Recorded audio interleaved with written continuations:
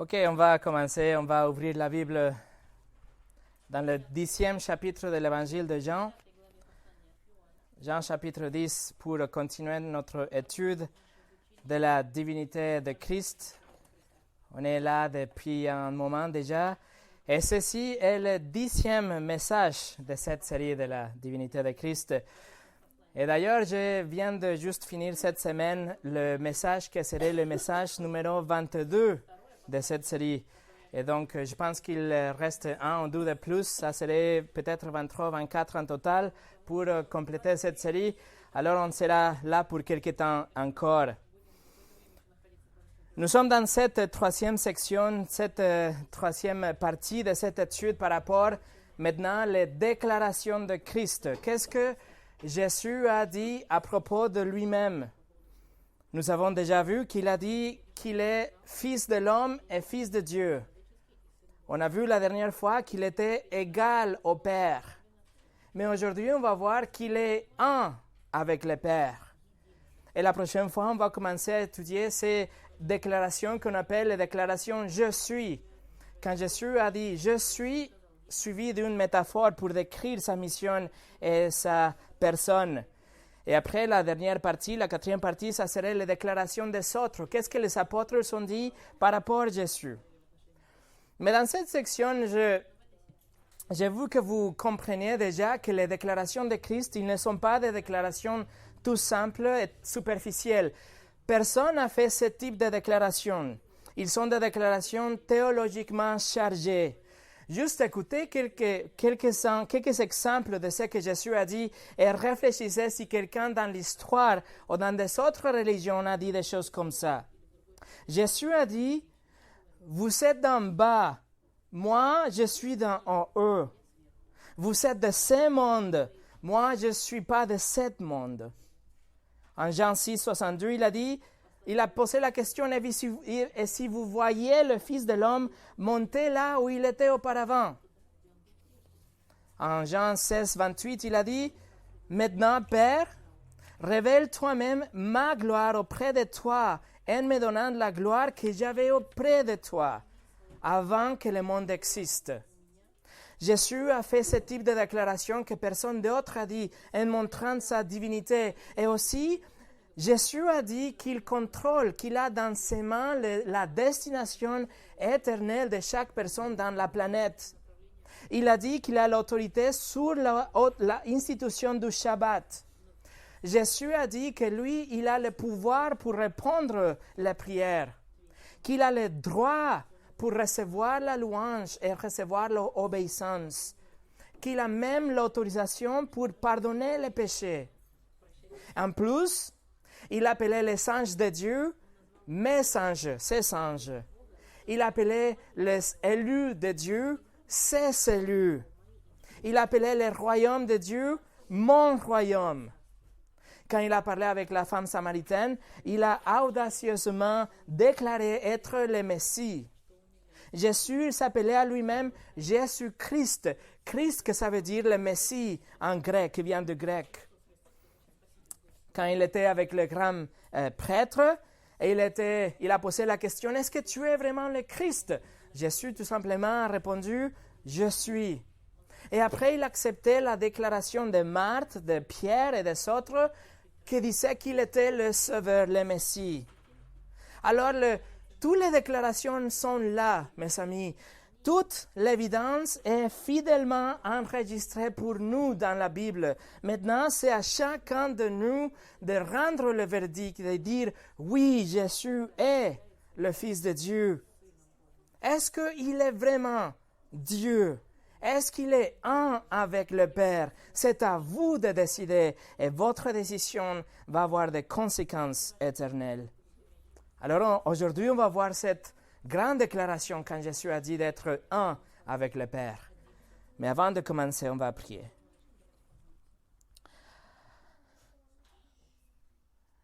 Seigneur, je te prie qu'on puisse voir la vérité, la grandiosité de ces textes qu'on va voir aujourd'hui. Que tu nous donnes le réconfort et l'assurance qu'on peut avoir de faire partie de ta vraie vie, de t'appartenir. Seigneur, donne-nous la sécurité, l'assurance de notre salut si on est déjà sauvé, et sinon que ça soit clair qu'on doit faire quelque chose, qu'on doit nous repentir aujourd'hui pour devenir et faire partie de ta vraie vie. Je te prie, Seigneur, que tu utilises la prédication de ta parole pour appeler tous ceux qui ne te connaissent pas et pour réaffirmer la connaissance de ceux qui sont à toi. Au nom de Jésus. Amen. Le message d'aujourd'hui s'appelle « Un avec le Père ». Et on va lire tout notre texte, Jean 10, du verset 22 au verset 42. On célébrait alors à Jérusalem la fête de la dédicace. C'était l'hiver. Jésus marchait dans le temple sous le portique de Salomon. Les Juifs l'entourent et lui dirent « Jusqu'à quand nous laisseras-tu dans l'incertitude? Si tu es le Messie, dis-le nous franchement. » Jésus leur répondit « Je vous l'ai dit et vous ne croyez pas. Les œuvres que j'ai faites au nom de mon Père témoignent en ma faveur, mais vous ne croyez pas parce que vous ne faites pas partie de mes brebis, comme je vous l'ai dit. Mes brebis écoutent ma voix, je les connais, elles me suivent. Je leur donne la vie éternelle, elles ne périront jamais et personne ne pourra les arracher à ma main. Mon Père, qui me les a donnés, est plus grand que tous et personne ne peut les arracher à la main de mon Père. Le Père et moi, nous sommes un. Alors les Juifs prirent de nouveau des pierres pour le lapider. Jésus leur dit, « Je vous ai fait voir beaucoup de belles œuvres qui viennent de mon Père, à cause de laquelle me lapidez-vous » Les Juifs lui répondent, « Ce n'est pas pour une belle œuvre que nous te lapidons, mais pour un blasphème, parce que toi, qui es un être humain, tu te fais Dieu. » Jésus leur répondit, « N'est-il pas écrit dans votre loi? J'ai dit, vous êtes des dieux. S'il est vrai qu'elle a appelé Dieu ceux à qui la parole de Dieu était adressée, et si l'Écriture ne peut pas être annulée, comment pouvez-vous dire à celui que le Père a consacré, envoyé dans le monde, tu blasphèmes? Et cela parce que j'ai affirmé, je suis le Fils de Dieu? Si je ne fais pas les œuvres de mon Père, ne me croyez pas. Mais si je le fais, même si vous ne me croyez pas, croyez à ces œuvres, afin de savoir et de reconnaître que le Père est en moi et que je suis en lui. Voilà pourquoi ils cherchaient encore à l'arrêter, mais il leur échappe. Jésus retourne de l'autre côté du Jourdain, à l'endroit où Jean avait d'abord baptisé, et il y reste. Beaucoup de gens vont vers lui, il disait, Jean n'a fait aucun signe miraculeux, mais tout ce qu'il a dit à propos de cet homme était vrai. Et là, beaucoup crurent en lui. Voilà la parole de Dieu. On va diviser ce passage dans 6 sections pour pouvoir vraiment l'étudier. On va voir la scène, la confrontation, la déclaration, l'accusation, les défis et à la fin, les conséquences. Et d'ailleurs, aujourd'hui, qu'on va traverser cet récit, on va voir un des textes les plus réconfortants de toute la Bible. Si vous êtes un chrétien, ce texte est pour vous. Et si vous n'êtes pas encore là, vous allez voir combien vous ratez. Alors, prêtez-moi votre attention. On commence avec la scène, versets 22 et 23. On célébrait alors à Jérusalem la fête de la dédicace. C'était l'hiver. Jésus marchait dans le temple sous le portique de Salomon. Jean commence son récit ici en nous donnant un identifiant de temps. Notre texte a lieu dans la fête de la dédicace, que c'était 2 mois après la fête des tabernacles. Cela ne nous dit rien, mais je vais vous expliquer. La fête de la dédicace est la célèbre fête de Hanouka aujourd'hui, une fête célébrée dans le mois de décembre, aussi appelée la fête des Lumières. Et ça, c'est parce que le peuple d'Israël, les Juifs aujourd'hui, ils allument des torches et des lampes dans leur maison. c'est une fête qui n'était pas prescrite dans l'Ancien Testament, mais il a été établi dans la période entre les deux testaments en commémoration d'une victoire d'Israël sur le roi de Syrie, Antiochus Epiphanes. Cet roi était un dévot de la culture grecque qui est venu à envahir Israël. Il a voulu imposer la culture grecque dans l'année 170 avant Jésus-Christ. Et quand il a pris Jérusalem, il a profané le temple. Il a sacrifié un cochon dans l'autel du temple. Il a placé une statue de Zeus, le dieu grec, dans le lieu très saint, le saint des saints à l'intérieur du temple. Il a transformé tout le territoire du temple dans une maison de prostitution. Il a persécuté les Juifs, il a banni l'Ancien Testament, les Écritures juives, il a puni avec la mort à tous ceux qui étaient trouvés avec une copie ou en train de lire. Et en fait, 80 000 Juifs ont été tués et le même nombre ont été vendus dans l'esclavage, dans 6 ans qu'il était là. Mais après ces 6 ans, l'année 164 avant Jésus-Christ, il avait Matthias, un prêtre, avec ses fils qui ont organisé une révolution contre ces trois. Ils ont réussi à reprendre Jérusalem le 25 de Kislev, que c'est le 25 de novembre, 25 de décembre, ça dépend, dans l'année 164, comme j'ai dit. Et donc, ils ont redédié le temple à Dieu et ils ont inauguré ou établi la fête de la dédicace. Alors, c'est une fête importante, pas prescrite dans l'Ancien Testament, mais il y avait beaucoup de gens qui venaient à Jérusalem pour fêter cette fête. Et Jésus était là, parce qu'il y avait beaucoup de gens. C'est intéressant à noter que Jean fait la notation. C'était l'hiver, mais Jean n'était pas obligé à écrire que c'était l'hiver, parce que tout le monde connaissait ce qui s'est passé pendant l'hiver. Alors, c'est très probable que Jean ajoute ça, c'était l'hiver, juste comme une référence à l'état spirituel d'Israël, juste pour dire que l'état spirituel était froid, était vide, c'était l'hiver. Et en fait, c'est pas la première fois que Jean utilise ce type de notation ou de symbole à travers son évangile. Il a écrit aussi, par exemple, quand Nicodème est venu à Jésus, il a écrit « c'était la nuit ». Quand Judas est allé à trahir Jésus et le vendre, il a ajouté « c'était la nuit ». Quand Pierre a nié Jésus 3 fois, il a écrit « il faisait froid ». Quand Marie est venue au tombeau de Jésus, il écrit « il faisait sombre ». Alors c'est juste des références pour donner l'état spirituel de Jean, l'atmosphère spirituelle si vous voulez. Mais aussi, c'était le temps pluvieux, c'est l'hiver dans cette région du monde. C'est pour ça que Jésus, on le trouve qu'il marchait sur le portique de Salomon, parce que c'était une colonnade couverte avec un toile où les gens ils venaient là pour méditer ou marcher ou être enseignés par les rabbins, etc. Dans le livre des Actes, les chrétiens sont là. C'est là qu'ils proclamaient l'évangile dans la première église. Alors ça, c'est la scène.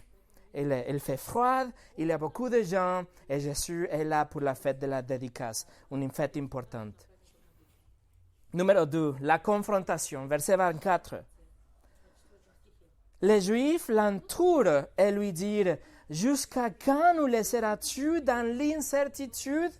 Si tu es le Messie, dis-le-nous franchement. » On a ici une foule hostile. Il y a des leaders religieux, des Juifs qui viennent à Jésus et l'entourent.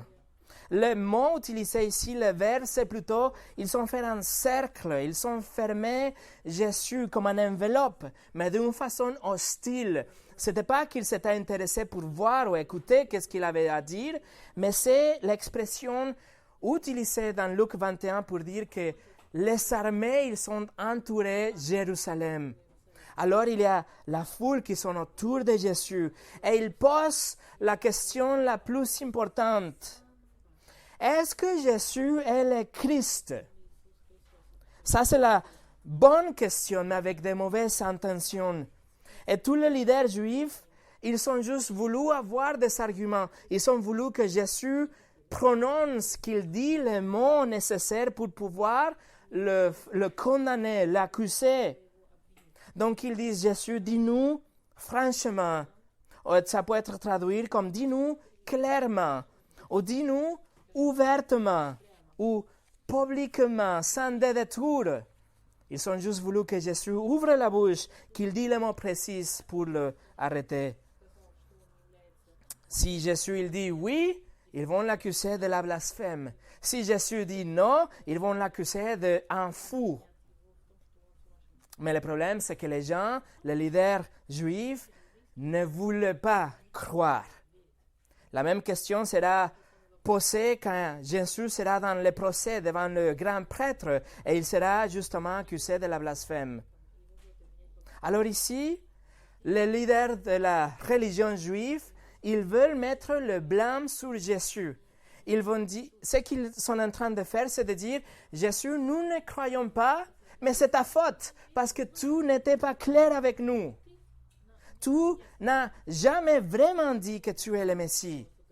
Mais Jésus l'a déjà fait, juste pas de la façon qu'ils ont voulu. Mais je vais vous donner des exemples dans un moment. Numéro 3, on arrive à la déclaration. Verset 25 au 31. Regardez le verset 25 d'abord. Jésus leur répondit, « Je vous l'ai dit et vous ne croyez pas. Les œuvres que j'ai faites au nom de mon Père témoignent en ma faveur. » Jésus le corrige ici, il dit, « Oui, je l'ai dit déjà, mais c'est votre faute, vous ne croyez pas. Et en plus, si vous ne voulez pas croire ce que je dis, vous pouvez aussi regarder les œuvres, les miracles. » Et là, les miracles, ils vont confirmer ce qu'il a dit et ils vont confirmer qu'il est le Christ. Et oui, Jésus l'avait déjà dit. Je vous donne 16 exemples. Jésus avait déjà été clair, mais pas de la façon qu'ils ont voulu. Regardez. Jésus a dit, « Personne n'est monté au ciel, sinon celui qui est descendu du ciel, le Fils de l'homme qui était dans le ciel. » Jean 3, 13. Jean 3, 15. « Afin quiconque croit en lui, c'est-à-dire en Jésus, ne périsse pas, mais qu'il aille la vie éternelle. » Jean 5, 19 au 23. « Je suis le Fils unique de Dieu. » Jean 5, 19 au 23. « Je vais juger toute l'humanité. » Jean 5, 19 au 23 aussi. « Tout l'honneur dû au Père est dû à moi. » Jean 5, 39. « Toutes les Écritures, tout l'Ancien Testament, il parle de moi. » Jean 7, 28 et 29. « Je révèle parfaitement Dieu le Père, le Dieu invisible. » Jean 8, 29, 46. « Je fais toujours ce que Dieu veut que je fasse pour lui plaire. » Et il n'a jamais péché. Jean 8, 42. « Je t'ai envoyé par Dieu. » Jean 8, 58. « Avant d'Abraham, je suis. » Jean 9, 37. « Je suis le Fils de l'homme, celui prophétisé par Daniel. » Jean 10, 17 et 18. « Je peux reprendre ma vie. » Jean 6, 48. « Je suis le pain de vie. » Jean 8, 12. « Je suis la lumière du monde. » Jean 10, 9. « Je suis la porte. » Jean 10, 11. « Je suis le bon berger. » Voilà juste 16 exemples de ces déclarations que Jésus a fait que personne d'autre pouvait faire s'il n'était pas vraiment le Messie et le Christ. Jésus l'avait déjà dit, mais c'était eux qui ne croyaient pas. C'est pas qu'il manquait de l'évidence, c'est pas qu'il manquait de la information. Ce qu'il manquait, c'était de la humilité, de la repentance, de la foi. La question est maintenant, pourquoi ils ne croyaient pas? Et le verset qui suit nous répond. Verset 26, écoutez bien. « Mais vous ne croyez pas, parce que vous ne faites pas partie de mes brebis. » Les Juifs, ils ne croyaient pas délibérément. ils ont rejeté et ignoré toute la vérité. Ils ont juste ignoré la preuve, les déclarations de Christ, et ils étaient dans une incrédulité. C'était leur faute. Mais de la perspective de Dieu, de la souveraineté de Dieu, ils ne croyaient pas parce qu'ils ne faisaient pas partie de brebis de Dieu. Ou pour le dire autrement, écoutez bien, c'est pas qu'ils ne sont pas des brebis de Dieu parce qu'ils ne croient pas. Non, c'est à l'envers. Ils ne croient pas parce qu'ils ne font pas partie de ces brebis de Dieu. C'est-à-dire qu'ils n'étaient pas dans cette collection de hommes, dans cette brebis, dans cet élu groupe de personnes que Dieu a donné au Fils pour que le Fils puisse les sauver. Et comme ils n'étaient pas dans ce groupe, ils ne croyaient pas. Comme on a vu la dernière fois, la semaine passée, dans le livre d'Ézéchiel, chapitre 38, il y a une tension entre la responsabilité humaine et la souveraineté de Dieu que nous voudrions bien harmoniser dans notre tête. Par contre, les Écritures, ils ne cherchent pas à harmoniser ces deux concepts et nous ne devrions pas non plus. La Bible est claire que les deux existent. L'homme est responsable pour croire ou rejeter Christ, mais de l'autre côté, Dieu a déjà déterminé ceux qui vont croire ou rejeter Christ. La dernière fois, j'ai lu une citation par Spurgeon. Voici la suite. Il a dit, « Je n'ai jamais besoin de réconcilier des amis. La souveraineté divine et la responsabilité humaine ne sont jamais brouillées. Je n'ai pas besoin de réconcilier ce que Dieu a uni. Où les deux vérités se rencontrent, je ne sais pas et ne désire même pas le savoir. Elle ne me rend pas perplexe puisque je suis arrivé à croire les deux. Il a la responsabilité de l'homme de croire, mais Dieu a déjà dit qui va à croire. Ces leaders religieux de notre texte ici, ils ne croient pas parce qu'ils ne font pas partie de cette brebis. S'ils étaient partie de cette brebis, ils auraient cru comme les autres qui ont été choisis par Dieu. Ensuite, Jésus répète quelques éléments d'un beau discours par rapport au bon berger. Un discours qui est un de mes favoris qu'on va étudier dans quelques semaines. Écoutez, versets 27 à 30. Mes brebis écoutent ma voix, je les connais et elles me suivent. Je leur donne la vie éternelle. Elles ne périront jamais et personne ne pourra les arracher à ma main. Mon Père qui me les a données est plus grand que tous et personne ne peut les arracher à la main de mon Père. Le Père et moi, nous sommes un. Ça, c'est fabuleux. Ça, c'est une vérité qui est tellement réconfortante pour un croyant. Il assure ici que si on fait partie de ces brebis, si nous l'appartenons, nous sommes en sécurité. Si nous nous sommes repentis de nos péchés, si nous avons placé notre confiance en Jésus, si nous croyons qu'il est mort et ressuscité pour nos péchés, Christ nous sauve dans ces moments et à partir de ces moments, on est en sécurité. Nous sommes en sécurité pour toute l'éternité. Autrement dit, votre salut, si vous êtes sauvé, votre salut ne peut pas être perdu. C'est tellement important de comprendre.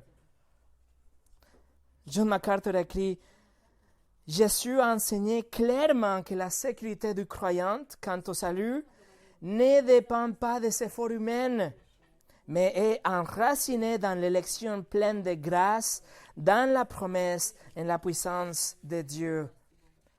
C'est tellement important, mes amis, que je voudrais vous donner cette réalité étonnante à partir de cette réalité de la sécurité éternelle qu'on a.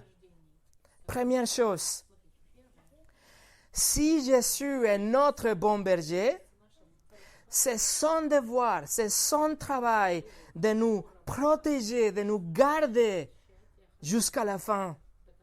En Jean 6, 39, Jésus a dit, la volonté du Père qui m'a envoyé, c'est que je ne perds aucune de tout ce qu'il m'a donné, mais que je les ressuscite au dernier jour. Ça, c'était la volonté du Père. Alors, si un chrétien peut être perdu, si un chrétien peut être condamné, cela ferait l'affirmation de Jésus fausse. Il serait un mauvais berger, il serait un berger incompétent, qui n'est pas capable de garder ce qu'il était confié. Numéro 2. Ces brebis écoutent sa voix. C'est-à-dire que ces brebis, ils ne vont pas suivre un inconnu. Ils vont toujours reconnaître la vraie voix de son berger. Ils ne vont jamais vaguer loin de lui. Ils vont toujours entendre et revenir. Numéro 3. Ces brebis sont déjà la vie éternelle. Ils sont déjà sauvés. C'est-à-dire que si un chrétien peut être perdu, si un chrétien peut être condamné, ça serait une contradiction. Mais un chrétien est en sécurité et sa destination éternelle est certaine. Numéro 4. Le donneur de ce cadeau de la vie éternelle est Christ. C'est Christ qui donne la vie éternelle à ses brebis. Alors, si les brebis n'ont rien fait pour le gagner, si les brebis n'ont rien fait pour mériter la vie éternelle, il ne peut pas faire rien pour la perdre. C'est un cadeau qui a été donné. Alors, il n'y a rien qu'elle peut faire pour le perdre, ou ne pas faire pour la perdre. Numéro 5, Jésus dit, elles ne périront jamais. S'il y a un brebis qui est perdu, qui est mort, qui va en enfer, s'il y a un chrétien qui est perdu à la fin des temps, ça ferait de Jésus un menteur. Ça ferait de Jésus quelqu'un qui a une mission comme un échec. Il n'a pas réussi dans sa mission. Numéro 6, Jésus dit, verset 28, « Personne ne peut les arracher à ma main. » Il a dit « personne ». C'est qui personne? Réponse, tous, absolument tous, incluant les diables et tous les démons ensemble, personne ne peut vous arracher de la main de Jésus. Et numéro 7, ces brebis, ils sont gardés dans la main de Jésus, plus la main de son Père. C'est-à-dire que la sécurité est infinie. Vous êtes infiniment sécurisé. Votre vie est tellement protégée. Votre destination éternelle est sûre et sécure. Pourquoi? Parce que c'est un effort conjugué. C'est le Père et le Fils qui vous tient et il vous donne la garantie que vous êtes sauvés. C'est-à-dire qu'il n'y a rien qu'on peut faire aujourd'hui. Il n'y a rien qu'on a pu faire hier ou demain qui va nous arracher de la main de Jésus. Si vous êtes sauvés pour toujours. Alors, les amis, c'est la plus grande nouvelle. Si vous êtes un croyant, la plus grande nouvelle que vous allez entendre après votre salut, la plus grande vérité est la suivante. Vous êtes en sécurité. Vous êtes en sécurité pour l'éternité. Peu importe votre passé, votre présent, votre futur, vous êtes en sécurité parce que Jésus vous tient. C'est pas moi qui le dis, c'est le texte qu'on vient de lire. C'est tellement bon et tellement réconfortant. S'il y a qu'une chose que vous allez vous souvenir d'aujourd'hui ou même de ces derniers 6 mois, je ne sais pas, une chose. Si vous êtes né de nouveau, si vous êtes vraiment un chrétien, vous êtes sauvé pour l'éternité, vous êtes en sécurité. Si votre nom est écrit dans le livre de la vie, aucun effaceur peut l'effacer. Laissez-moi vous montrer un autre texte parce que c'est tellement important. C'est un endroit où le diable attaque toujours. Il va toujours chuchoter, vous dire que vous n'êtes pas sauvés. Écoutez ce que Jésus a dit, Jean 6, de 37 au 40. Tous ceux que le Père me donne viendront à moi, et je ne mettrai pas dehors celui qui vient à moi.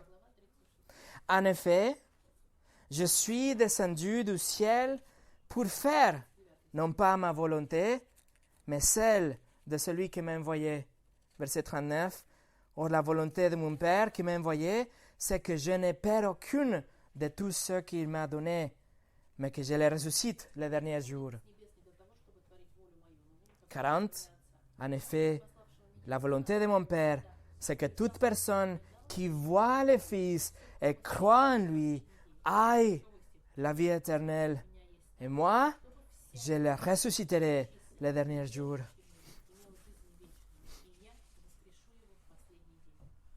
Alors vous regardez le Fils, vous croyez que le Fils est le Fils de Dieu, que Jésus est le Christ, qu'il est Dieu dans la chair.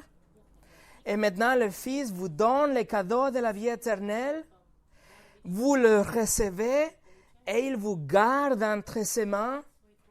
Et vous êtes en sécurité parce que vous étiez un cadeau du Père au Fils que le Fils prend et protège pour toujours.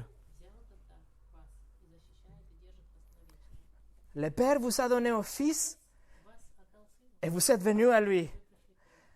Vous avez regardé le Fils, vous avez cru en lui, il vous reçoit, il vous sauve, il vous garde et le dernier jour, il vous ressuscite.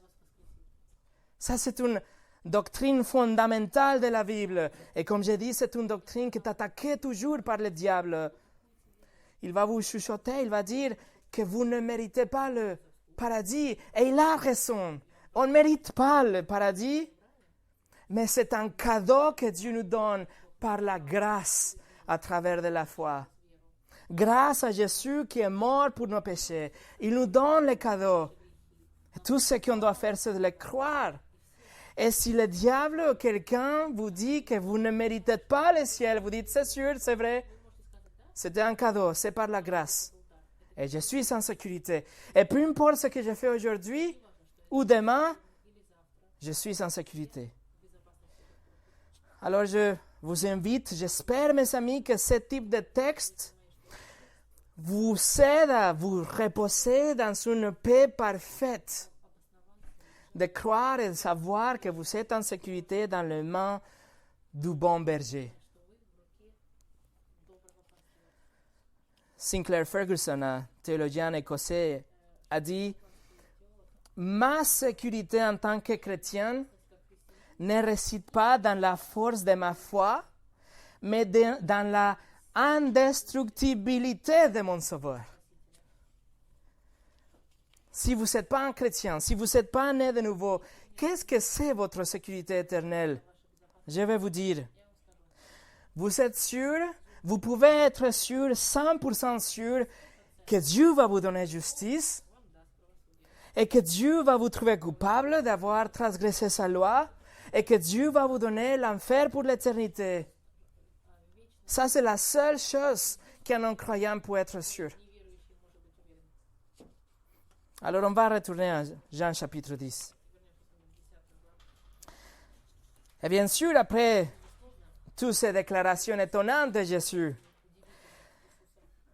les leaders religieux, ils ont bien compris que Jésus est en train de dire qu'il était Dieu, qu'il était le Christ, qu'il était le Sauveur. Et en fait, dans le verset 30, quand Jésus a dit « Le Père et moi, nous sommes un », le mot « un » est neutre. Il ne fait pas référence à une personne, un.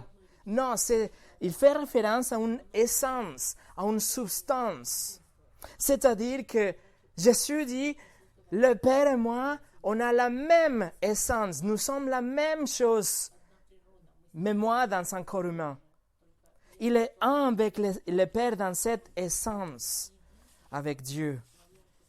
Et alors on voit la réaction impulsive dans le verset 31. Alors les Juifs prirent de nouveau des pierres pour le lapider. Ça, c'est la 4e fois dans l'évangile de Jean qu'ils vont essayer de le tuer.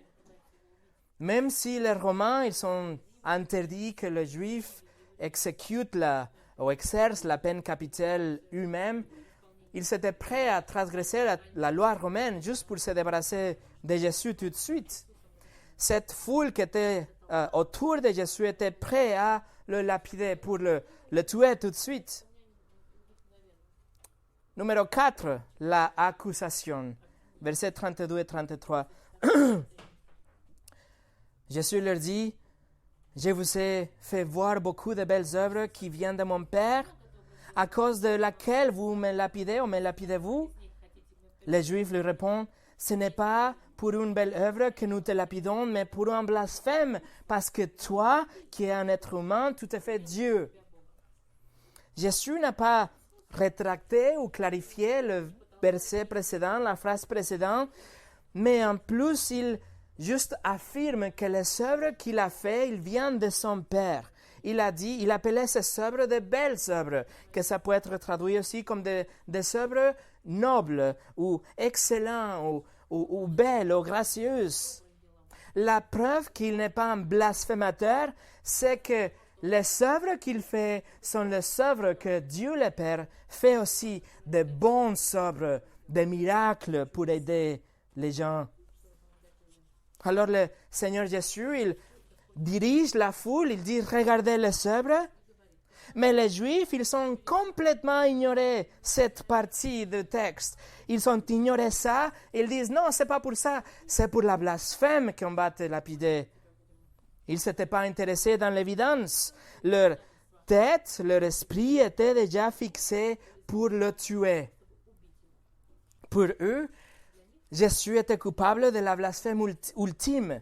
Un homme qui dit d'être Dieu, qui se fait passer par Dieu. Et en vérité, c'était l'envers. Jésus était Dieu qui se fait homme. Alors on arrive au numéro 5, le défi. Versets 34 au 38. Regardez 34 au 36. Jésus leur répondit, « N'est-il pas écrit dans votre loi, j'ai dit, vous êtes de Dieu? S'il est vrai qu'elle a appelé Dieu ceux à qui la parole de Dieu a été adressée, et si l'Écriture ne peut pas être annulée, comment pouvez-vous dire à celui que le Père a consacré et envoyé dans le monde tout blasphème? Et c'est là parce que j'ai affirmé « Je suis le Fils de Dieu ».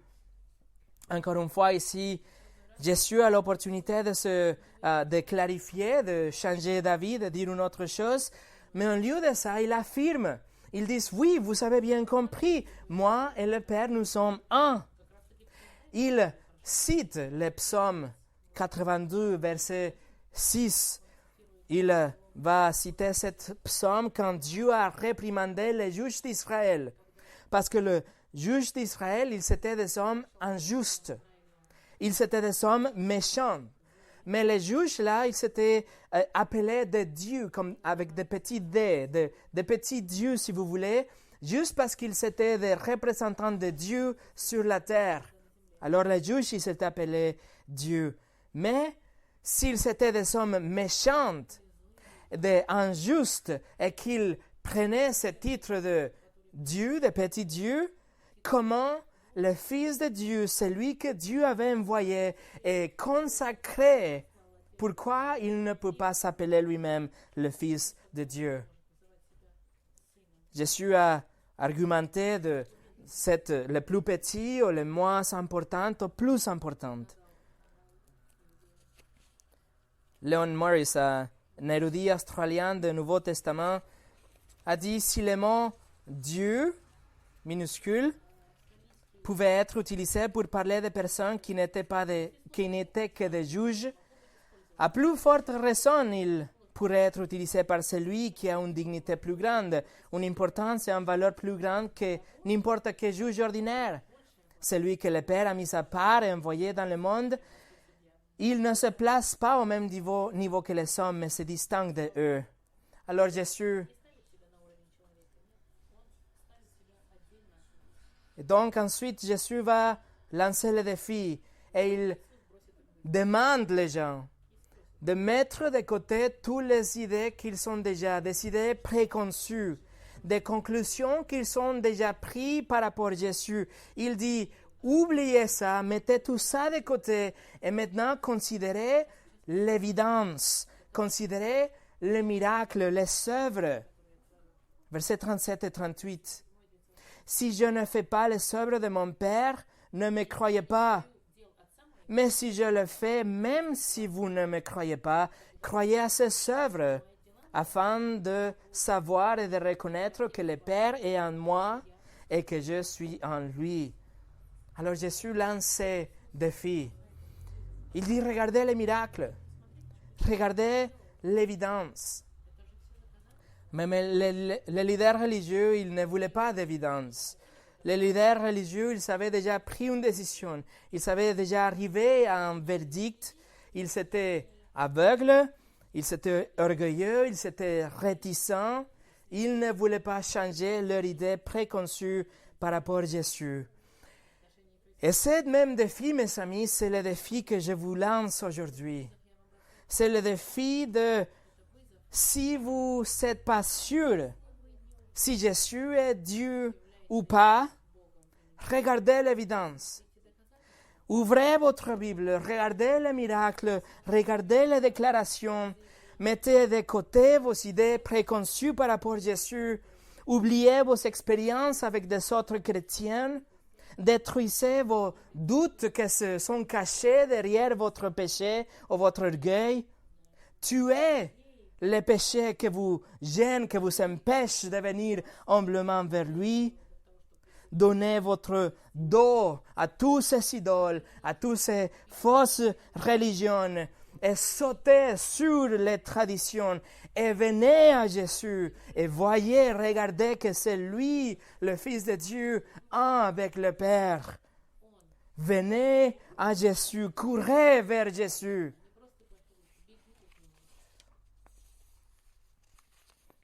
Et pour nous préparer pour finir, on arrive à les conséquences. Versets 39 à 42. Regardez 39 à 40.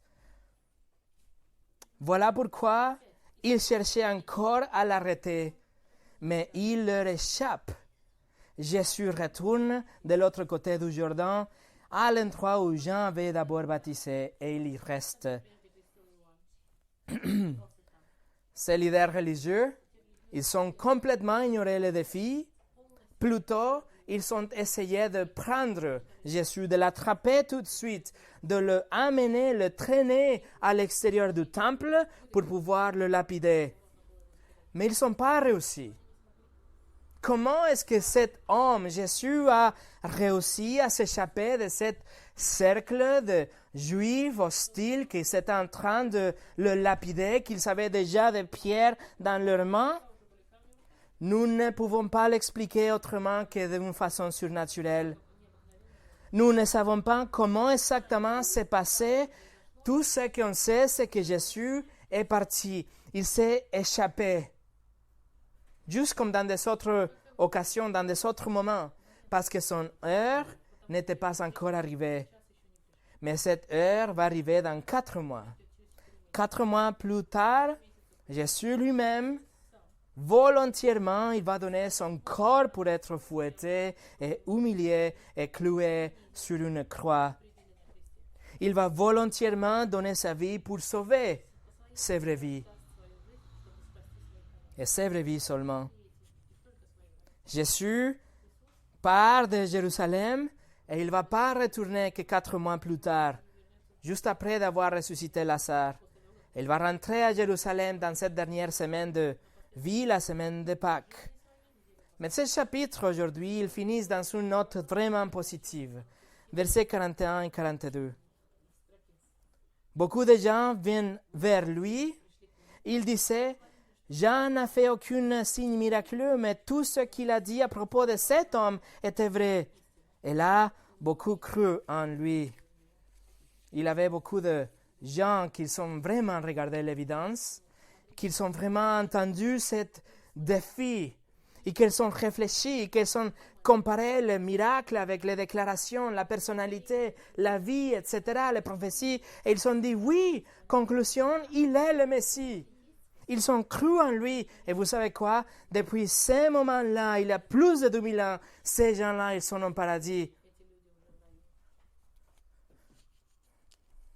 Ils ont dit, Jean n'a fait aucun signe miraculeux. Donc, il implique, il reconnaît que Jésus a fait beaucoup de signes. Tous ceux qu'ils ont vus ou entendus, Jean-Baptiste, ils ont reconnu que c'était Jésus, la promesse de l'Ancien Testament, mais les leaders religieux. Tous ceux qui normalement connaissaient les Écritures, l'Ancien Testament, ils ont rejeté le Messie. Ils ont rejeté tout ce qu'il a montré et dans quelques mois, ils vont le crucifier. Leur religiosité, leur tradition, leur idée préconçue, leur orgueil, leur fausse religion et en fin de compte leur péché, tout ça, ils vont faire qu'ils rejettent et même détestent la personne de Jésus-Christ. Mais tous ceux qui viennent à lui humblement, tous ceux qui viennent à lui avec la repentance et la foi, tous ceux qui croient avec leur cœur qu'il est le Christ, qu'il est un avec le Père, Dieu dans la chair, la même essence que Dieu le Père. Dieu va le pardonner. Dieu le donne la vie éternelle et le garde en sécurité pour l'éternité. Alors vous appartenez à quel groupe aujourd'hui? Prions. Seigneur, merci pour ta parole et pour la promesse et l'espoir qu'on a de non seulement être sauvé, pardonné, même si on ne le mérite pas, mais Seigneur, que tu nous gardes en sécurité, que tu nous gardes dans ta main avec Dieu le Père et que personne ne peut nous arracher de la main. Merci Seigneur que on était des pécheurs, on était des rebelles, mais aujourd'hui tu nous considères des fils et des filles. Je te prie qu'on puisse marcher comme ça, comme des chrétiens, comme des fils et des filles de Dieu Tout-Puissant, et qu'on puisse toujours nous souvenir de cette sécurité qu'on a, pas dans nos propres efforts ou notre confession de foi, mais la puissance de ta main et la promesse dans ta parole. Au nom de Jésus. Amen.